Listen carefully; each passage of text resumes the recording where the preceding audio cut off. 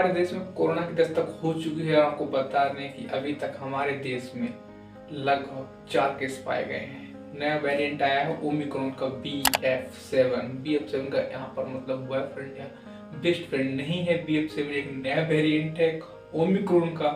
और आपको बता दें कि इस वायरस की सबसे पहले डिटेक्शन हमारे इंडिया में, जहाँ से हमारे पीएम मोदी जी आते हैं, गुजरात से हुई है और 2 केस उड़ीसा से भी निकले हैं। तो सबसे पहले क्वेश्चन आता है व्हाट इज BF7। तो आपको बता दें कि ये कोई नया वायरस है नहीं। इससे पहले 2022 अगस्त के महीने में से यूएस और यूरोपियन कंट्री में डिटेक्ट कर लिया गया था।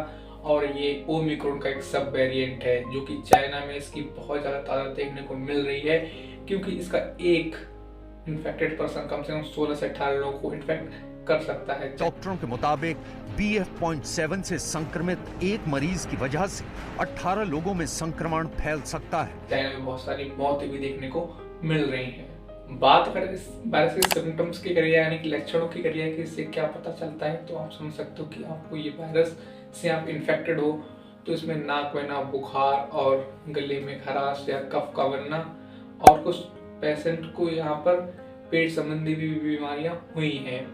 बात अगर चाइना में इस वायरस से बढ़ते किसी करी जाए तो ठीक उसी प्रकार बढ़ रहे हैं जिस प्रकार हमारे इंडिया में बेरोजगारी और महंगाई बढ़ रही है। तो इसके पहले जो चचेरे उचेरे भाई आए थे, वो एक वायरस का इन्फेक्टेड पर्सन लगभग 4 से 5 लोगों को इन्फेक्ट करता था, लेकिन इस नए वायरस ने तो सीमा ही तोड़ दी, क्योंकि इनका हर एक नया वायरस पिछले वायरस का म्यूटेट होता है, यानी कि उसके सारे गुण इनहेरिट करे होता है।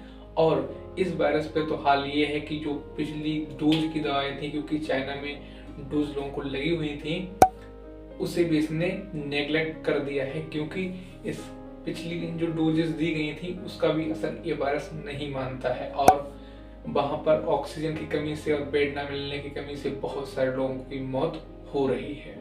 अब बात कर रहे थे कि हमारी सरकार को करना क्या चाहिए। वैसे हमारे देश में एक पॉलिसी है, पॉलिसी नहीं एक नियम है, अतिथि देवो भव, यानी कि अतिथि हमारे भगवान के स्वरूप में होता है। तो आपको बता दें कि 4 मेहमान पहले ही आ चुके हैं। तो उड़ीसा में 2 गुजरात डिटेक्ट करे जा चुके हैं और 16 की रेट से ये वायरस फैलता है।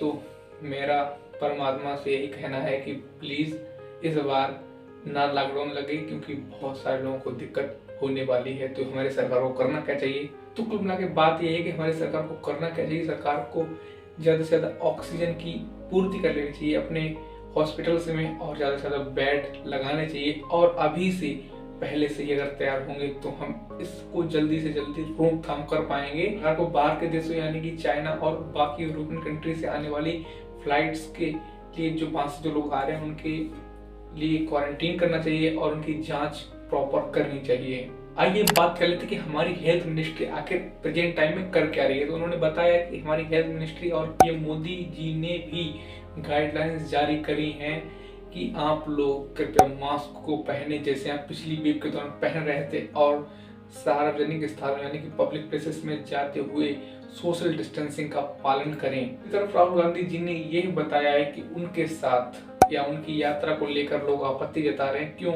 कोई और नहीं जाता रहा, क्योंकि उन लोगों का उन्हें बहुत ज़्यादा समर्थन मिल रहा है। जो अदर पॉलिटिकल पार्टियां हैं वो नहीं चाहती कि उनकी यात्रा संपूर्ण तरीके से पूरी हो, इसीलिए वो उनके ऊपर इस नए वेरिएंट का धब्बा लगाकर उनकी यात्रा को रद्द करने की कोशिश कर रही हैं। आप यहाँ पर जाकर उनके कुछ स्क्रीनशॉट देख रहे हो राहुल गांधी जी क्या कह रहे हैं।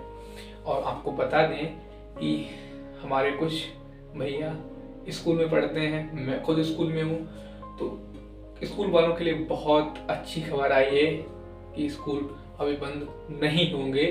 चलो भाई, क्योंकि बंद इसलिए नहीं होंगे क्योंकि अभी हमारे जो प्रधानमंत्री मोदी जी हैं उन्होंने कुछ गाइडलाइंस जारी की हैं। हर स्कूल को नोटिस भेजा गया है कि वो उन गाइडलाइंस के तहत ही अपने स्कूल की शिक्षण व्यवस्था जारी रखें। अगले आने वाले ऑर्डर से पहले स्कूल को बंद नहीं किया जाएगा। भगवान से बस यही प्रार्थना है मेरी, कृपया ये वायरस इतनी ज़्यादा स्पीड से इंडिया में ना फैले, क्योंकि इससे मौतों की संख्या बहुत ज़्यादा बढ़ती है। और आपको बता दें कि हमारे इंडिया में बेड सिस्टम या फिर ऑक्सीजन का इतना ज़्यादा इशू रहता है। फिर पिछली बार की तरह हाल ना हो जाए, वो बहुत दर्दनाक स्थिति थी। तो आपको बता दें, भगवान से प्रार्थना करो कि एक वायरस इंडिया में उतनी तेजी से ना फैले। मिलते हैं किसी नेक्स्ट वीडियो में किसी इंटरेस्टिंग टॉपिक के साथ, तब तक के लिए जय हिंद, जय भारत।